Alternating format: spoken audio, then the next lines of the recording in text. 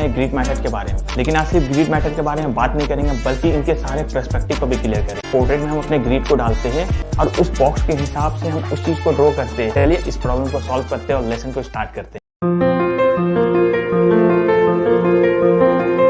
Hello अस्सलाम, this is Satish Singh and welcome back to another video. तो portrait बनाने के 3 टेक्निक है, ग्रिड मेथड, लूमिस मेथड और फ्री हैंड। तो आज हम बात करने वाले हैं ग्रिड मेथड के बारे में। लेकिन आज सिर्फ ग्रिड मेथड के बारे में बात नहीं करेंगे, बल्कि इनके सारे पर्सपेक्टिव को भी क्लियर करेंगे। तो सबसे पहला क्वेश्चन आता है, व्हाट इज ग्रिड। तो ग्रिड एक ओवरऑल पिक्चर को इजी करने का एक टेक्निक है। एग्जाम्पल, ये हमारा एक पोर्ट्रेट है और ये हमारा एक ग्रिड है। तो जब इस पोर्ट्रेट में हम अपने ग्रिड को डालते हैं तो ये क्या हो गया कि ये ओवरऑल जो हमारा पिक्चर है उस पिक्चर को हम ग्रिड में देख सकते हैं। अब ये ग्रिड को जब हम अपने पेपर पे उतारते हैं और उस बॉक्स के हिसाब से हम उस चीज़ को ड्रॉ करते हैं, एक एक बॉक्स को ड्रॉ करते जाते हैं, तो इससे हमारा ओवरऑल जो ड्राइंग है वो ईजी हो जाता है। लेकिन ग्रिड मेथड में भी हम फ्री हैंड स्केचिंग ही कर रहे होते हैं, बस इसको छोटे छोटे बॉक्स में डिवाइड करके ड्रॉ कर रहे होते हैं। क्योंकि बहुत सारे आर्टिस्ट को ग्रिड मेथड में भी ड्राइंग बनाने में प्रॉब्लम फेस करना पड़ रहा है और ये प्रॉब्लम है फेस एक्यूरेट ना बनना। चलिए इस प्रॉब्लम को सॉल्व करते हैं और लेसन को स्टार्ट करते हैं। तो जैसे कि ग्रिड मेथड से ड्रॉ करने के लिए हमें एक आर्ट मटेरियल की ज़रूरत पड़ेगी, तो उसी तरह से एक एप्लीकेशन की भी यहाँ ज़रूरत पड़ेगी। तो यहाँ आप आर्ट ग्रिड डाउनलोड कर सकते हैं। इसमें क्या फैसिलिटी है कि आप अपने हिसाब से इसमें ग्रिड लगा सकते हैं। लाइक आपको 20 रो एंड 14 कॉलम की ज़रूरत है, तो आप अपने हिसाब से वहाँ पास वो सेट कर सकते हैं, या फिर आप कम या ज़्यादा कर सकते हैं अपने हिसाब से। तो देखिए यहाँ पर रो एंड कॉलम का आपका दिया हुआ स्लाइड करके आप उसे बढ़ा सकते हैं या फिर घटा सकते हैं। और जैसे जैसे आप आर्ट में ग्रो करते जाओगे, ये ग्रिड को आप कम करते जाइए, जिससे आपका आर्ट स्किल इम्प्रूव हो। तो इसमें हमारा सबसे पहला काम आता है कि ग्रिड को पेपर पे उतारना, जिससे हम उसके जो ड्राइंग है उसको एज इट इज हम पेपर पे ला सकें। और यहाँ पर ग्रिड बहुत ध्यान से बनाइएगा कि हर एक बॉक्स आपका इक्वली हो, क्योंकि अगर हमारा इक्वली नहीं होगा तो जब हम पोर्ट्रेट को बनाएंगे तो हमारा पोर्ट्रेट एक्यूरेटली नहीं बने। अब पोर्ट्रेट के हर एक बॉक्स को देख करके उस बॉक्स के हिसाब से आप उस चीज़ को ड्रॉ करें।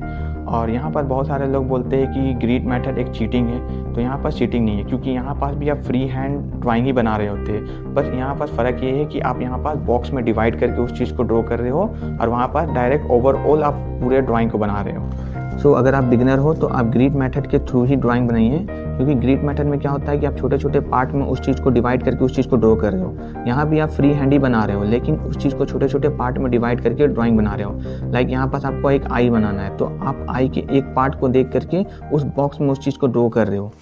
तो यहाँ पास मैंने जो ड्राइंग बनाया है, तो यहाँ पास मैंने पहले प्रोपोर्शन जजमेंट जैसे मैं करता हूँ उस टाइप का पहले ओवरऑल बाहर का शेप दिया, उसके बाद जो अंदर का डिटेलिंग है वो सारा चीज़ ऐड कर रहा हूँ। लाइक यहाँ पास मैं आई ड्रॉ कर रहा हूँ, तो आई के एक बॉक्स को देख करके उस चीज़ को ड्रॉ कर रहा हूँ। फिर सेकेंड बॉक्स में हमारा सेकेंड आई है, तो उस चीज़ को देख करके सेकेंड आई ड्रॉ करूँगा।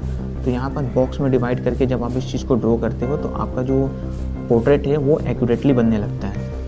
तो जैसे कि मैंने पिछला वीडियो में बताया था कि आप जब एक पोर्ट्रेट बना रहे हो तो पूरा पोर्ट्रेट को देखने के बजाय आप छोटे छोटे पार्ट में उस चीज़ को देखो।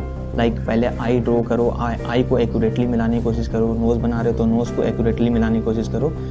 वही चीज़ आपका यहाँ पास ग्रिड मेथड में फॉलो होता है। तो ग्रिड मेथड में भी आप सेम छोटे छोटे पार्ट को देख करके ड्रॉ कर रहे हो, लेकिन ओवरऑल आप उस चीज़ को ड्रॉ कर रहे हो। और ऐसा नहीं है कि जब भी आप ग्रिड मेथड बना रहे हो तो आपका जो पोर्ट्रेट है वो एक्यूरेटली बने। यहाँ पास सारा खेल स्किल का है। अगर आपका स्किल है तो आप फ्री हैंड भी बना लोगे या फिर आप ग्रिड मेथड में बना लोगे। ग्रिड मेथड क्या चीज़ है, बस थोड़ा सा आपको पोर्ट्रेट को ईजी कर देता है।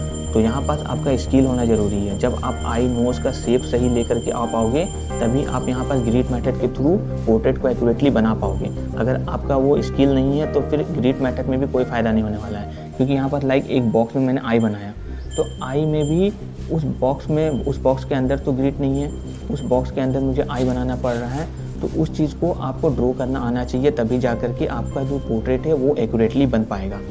और आप ग्रिड मेथड के थ्रू ड्राइंग बनाइए, लेकिन मैं रिकमेंड करूँगा फ्री हैंड भी आप स्केचिंग करते रहिए, ताकि आपका स्किल इम्प्रूव हो और आपको यहाँ पास ग्रिड मेथड का यूज़ ना करना पड़े। क्योंकि ग्रिड मेथड एक हो गया टाइम टेकिंग प्रोसेस, क्योंकि यहाँ पास आप एक अलग से ग्रिड बनाते हो, उसके बाद जा कर के पोर्ट्रेट बनाते हो। लेकिन जब आप फ्री हैंड बनाओगे तो आप डायरेक्टली उस चीज़ को मेजर कर पाओगे, डायरेक्टली आई से उस चीज़ को ऑब्जर्व करके अपने पेपर पे उतार पाओगे। तो इसीलिए फ्री हैंड ज़्यादा से ज़्यादा स्केचिंग कीजिए, ताकि आपको ग्रिड में भी हेल्प करे और बाकी चीज़ों में भी वो हेल्प करे।